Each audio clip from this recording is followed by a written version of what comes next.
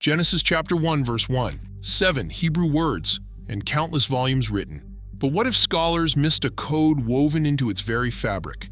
A code that uses letters hidden in plain sight to foretell not only the Messiah, but the fate of our world. As linguists and theologians debate the meaning of Aleph and Tav, new evidence points to an overlooked sequence that some say signals the prophetic end has already begun. But are we reading prophecy or reaching for shadows in ancient script? To answer that, we need to go back to the very first word. Every Hebrew Bible student eventually encounters a small silent word, etis. It appears twice in Genesis 1 verse 1, tucked right before the heavens and the earth. English translations leave it out entirely, yet in the Hebrew text, it is indispensable. The word et is what scholars call the direct object marker. In biblical Hebrew, it serves a purpose English handles with word order. When a verb acts on something definite, like the heavens or the earth, it steps in to point out exactly what is being acted upon. Without it, a reader could mistake the object for the subject, especially in a language where word order is flexible and context is king. Take the opening line, Bereshit bara Elohim et hashamayim ve et haaretz. Here it makes it crystal clear that the heavens and the earth are what God created, not the ones doing the creating. This little marker appears thousands of times throughout the Hebrew Bible. It does not translate into English, Greek, or Latin, so most readers never notice it. For those who study the original language, its presence is a constant signpost, guiding the reader through the sentence. Leading grammarians, from Gesenius to Juan Muraoka, agree that et is a grammatical tool, not a word with its own meaning. Juan Muraoka's grammar explains that the sign of the definite direct object is et, placed immediately before the noun or pronoun to mark it as the direct object, especially when definite. Bruce Waltke, another authority on Hebrew syntax, writes that et marks definite direct objects and is not translated because English word order signals the direct objects syntactically. In ancient manuscripts, from the Masoretic text to the Dead Sea Scrolls, the use of et is remarkably stable. Every Torah scroll and every ancient fragment keeps it in place. The Septuagint, the earliest Greek translation, omits it because Greek uses case endings instead. Latin and Syriac follow suit. The object marker is a feature unique to Hebrew and some of its Semitic cousins, like Akkadian.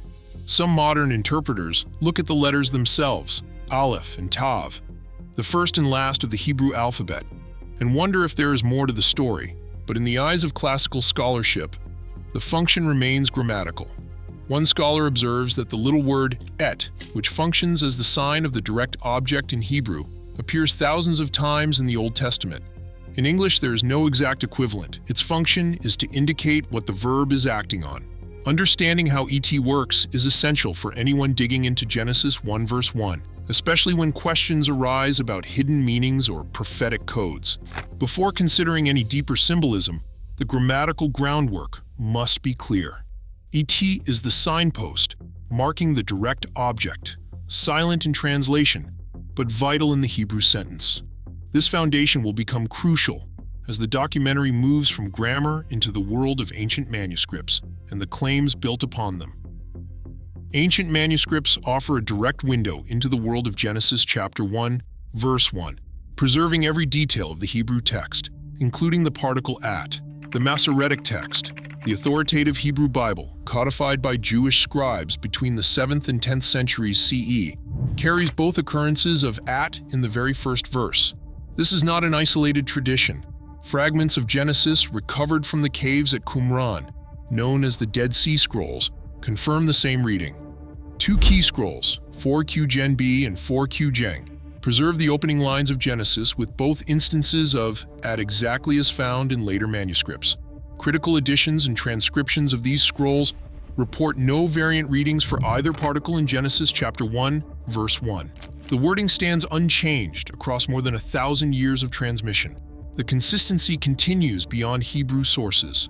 The Samaritan Pentateuch, an independent version of the Torah maintained by the Samaritan community for centuries, retains the same grammatical use of at in its Hebrew form. This demonstrates that across rival traditions, the particle's role as direct object marker was never in question. When the Hebrew Bible was first translated into Greek in the 3rd century BCE, the Septuagint translators faced a challenge. Greek does not use a direct object marker like Hebrew. Instead, Greek relies on case endings to signal the object of a verb. In Genesis chapter 1, verse 1, the Septuagint omits any word corresponding to at, simply rendering the phrase, God created the heaven and the earth. This is not evidence of a missing word, but a reflection of Greek grammar. The same pattern appears in Latin and Syriac translations, where the direct object marker is left untranslated because it has no equivalent function. Textual scholars point to this pattern as evidence of the particle's purely grammatical purpose. The direct object marker is present wherever the Hebrew text is preserved, omitted only when translation into other languages makes it unnecessary. No ancient manuscript, whether from Qumran, Samaria, or the medieval scriptoriums, treats at as optional or assigns it hidden meaning. Its presence is a marker of stability, not mystery. Comparative studies between Hebrew and Greek transmission practices reinforce this conclusion. Hebrew scribes copied each letter with painstaking care, ensuring that every occurrence of at remained intact. Greek translators adapted the text to fit their own linguistic system, omitting the particle but never altering the underlying meaning. The result is a chain of transmission that, while diverse in language, is unified in its respect for the structure of the original verse. This textual reliability lays a firm foundation for any further exploration of Genesis chapter 1, verse 1. Before symbolic or prophetic interpretations can be considered, the stability of the grammatical reading is beyond dispute. The manuscript record, stretching from the Dead Sea caves to the illuminated codices of the Middle Ages, stands as a silent witness to the enduring precision of the Hebrew Bible. Long before Genesis chapter 1 verse 1 was copied onto parchment, the letters themselves carried layered meaning. The Hebrew alphabet traces its roots to the ancient Near East, where writing systems shifted from pictures to symbols. Archaeologists have uncovered inscriptions from places like Sarabit el-Qadim in Sinai and Wadi el-Hol in Egypt, dating back nearly 4,000 years. These early scripts, known as Proto-Sinaitic and Proto-Canaanite, are the ancestors of the Hebrew letters in the Bible. Unlike modern alphabets, each letter began as a pictograph, a simple drawing that stood for a sound and an idea. The principle behind this system is called acrophony. The first sound of a word gives its name to the letter, and the letter's shape represents that word. For example, the letter Bet started as a rough outline of a house. In ancient inscriptions, Bet looked like a floor plan with a single opening, echoing the Hebrew word for house, bayit. Over centuries, the pictograph became more abstract, but the connection to house remained in the name and sound. The same process shaped the entire alphabet. Aleph, the first letter, began as a bull's head, symbolizing strength. Tav, the last letter, was a simple cross or mark, standing for a sign or covenant. By the time of the Gezer calendar, one of the oldest Hebrew inscriptions, from around 925 BCE, these pictographs had already started to lose their detailed shapes, yet their origins were still remembered. Early scribes wrote from right to left, carving the letters onto pottery shards, stone, or clay. The alphabet spread through Phoenician traders, influencing Greek and Latin scripts. But in the land of Israel, the pictographic legacy lingered in the names and the stories attached to each letter. When the Hebrew Bible was written, the alphabet had become more streamlined. The Paleo-Hebrew script, visible in artifacts from Tel Lachish and Khirbet Qeiyafa, shows letters that are angular, but still echo their pictographic roots. Bet still resembles a shelter. Aleph is a stylized head with horns. These shapes were not just artistic choices. They reflected a way of thinking, where every word and letter could carry echoes of meaning from the past. The pictographic echoes remained. The acrophonic principle made the alphabet accessible. A child learning to read would see a letter, say its name, and remember the picture it once was. This system connected language, memory, and meaning. It also set the stage for later generations to wonder if the letters themselves held hidden messages. As the script evolved into the square Hebrew letters of later centuries, the pictographic origins faded from daily use. But the tradition of looking for meaning in the letters remained alive, passed down through scribes, scholars, and storytellers. This foundation, where letters are more than marks on a page, shapes every discussion about hidden codes or prophetic patterns in Genesis, and it is the reason why the search for deeper meaning in the Hebrew text continues to this day. In the Hebrew word that opens the Bible, Bereshit, some modern readers have traced a pattern that echoes across centuries. The first two letters, Bet and Resh, spell bar, which in Aramaic means son. While Hebrew typically uses ben for son, bar appears in places like Psalm 2 verse 12 and is common in the Aramaic passages of Daniel. This observation has inspired a wave of teaching that sees a hidden reference to a son at the very threshold of Scripture. The idea gathered momentum as interpreters noticed how the structure of Bereshit could be split, Bet and Resh, Aleph Shin Yod Tav. In this reading, bar stands out as a title, prince or son. The remaining letters, when rearranged or examined through the lens of ancient Hebrew, have been interpreted in various ways, but the focus always returns to those opening characters. In the Gospel of John, a deliberate echo resounds. In the beginning was the Word, and the Word was with God, and the Word was God. He was in the beginning with God. All things were made through him. John 1:1-3 draws directly from the language and imagery of Genesis. The connection is more than literary. For early Christian readers, the Word, the Logos, becomes the agent of creation, the one through whom the heavens and the earth came into being. The pattern of bar and Bereshit is seen by many as a subtle foreshadowing of this New Testament claim. The Son was present at creation, hidden in the very first word. This reading finds further support in the ancient practice of typology, where events and names in the Hebrew Scriptures are believed to prefigure later revelations. The prince or son motif, embedded in the first letters, becomes a foundation for Christological interpretation. Some teachers point out that in Hebrew thought, names and titles carry weight far beyond their immediate meaning. To find bar son at the start of the Bible is, for them, a signpost pointing forward to the central figure of the New Testament. This approach does not rest on grammatical analysis alone. It draws from the tradition of seeing patterns and prophecy in the arrangement of letters, a method familiar in both Jewish and Christian mystical writings. For those who accept this reading, the presence of the Son at the beginning is not only a theological statement but a coded affirmation, woven into the fabric of the text itself. The Prince, the Son, stands at the threshold of creation, waiting to be revealed. The expectation now builds toward the next letter puzzle in Genesis 1:1, where the climax will rest on the mysterious pairing of Aleph and Tav.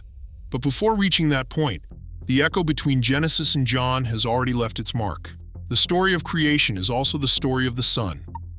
Aleph and Tav, the first and last letters of the Hebrew alphabet, stand at the heart of a debate that reaches from Genesis to Revelation. In the Hebrew text of Genesis, chapter 1, verse 1, the Hebrew word et appears twice. On the surface, it is only a grammatical marker, but its letters have drawn attention for centuries. Aleph is the beginning, Tav is the end.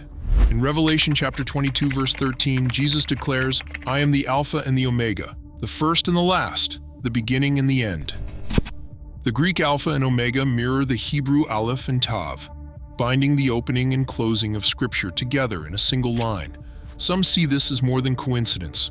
They point to the silent presence of Et in Genesis chapter 1, verse 1, and hear an echo of Revelation's final promise. The claim is bold, that the same hand who wrote the first word of the Bible signs the last with the same signature, beginning and end, creation and consummation, all held together by the Word. The motif of Aleph and Tav, woven through the Hebrew text, becomes a point of convergence. If the Messiah calls himself the Alpha and Omega, the first and the last, could his identity be hidden in the very letters of creation's first sentence? The question stands between grammar and prophecy, between ancient tradition and modern interpretation. Revelation chapter 22, verse 13, draws the circle closed, inviting readers to look again at the opening lines of Genesis and to wonder what else might be hidden in plain sight. The letters themselves now carry a weight that invites further testimony, as voices rise to claim that the end was written into the beginning from the very first stroke of the pen. Dr. Chuck Missler, known for his background in engineering and his passion for biblical codes, began teaching about the Aleph and Tav motif in the 1990s. He spoke to packed auditoriums and radio listeners, describing how the first and last letters of the Hebrew alphabet could point to a hidden message in the creation story. Missler's lectures, distributed by his Koinonia House ministry, reached audiences far beyond traditional church circles. He was not alone. Rabbi Haim Shor, a professor of engineering in Israel, published books and articles exploring mathematical patterns in the Torah.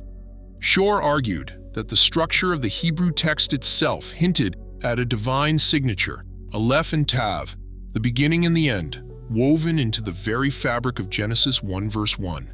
Both men drew followers eager to find new meaning in ancient words. Their message gained momentum as modern events seemed to echo biblical prophecy. In 1948, news broadcasts around the world announced the rebirth of the State of Israel after nearly 2,000 years. Crowds filled the streets of Tel Aviv, waving flags and singing as David Ben-Gurion declared independence. For many believers, this moment was more than a political milestone. It was a living sign that promises made in Scripture were unfolding in real time. Prophecy teachers pointed to the return of the Jewish people to their ancestral land as a fulfillment of passages in Isaiah, Ezekiel, and Amos. Some began to connect these events to the Aleph and Tav teaching, suggesting that the same hand that shaped history had left a signature in the opening verse of the Bible. The spread of the Aleph and Tav teaching found new life in the digital age. Online videos, podcasts, and social media groups brought together communities across continents, united by the conviction that the end foretold in Scripture was not a distant hope, but an unfolding reality. The story of Genesis 1 verse 1, once confined to the study halls of scholars, now echoed through the headlines of the modern world. Today, debates over hidden codes in ancient texts shape modern beliefs and fuel global speculation about prophecy's timeline. As technology deciphers the past, faith communities worldwide interpret new findings through their own lenses. The meaning of Genesis 1:1 remains fiercely contested. Its power lies not in certainty, but in its enduring call to search for purpose. What do you see in the beginning? Share your thoughts below.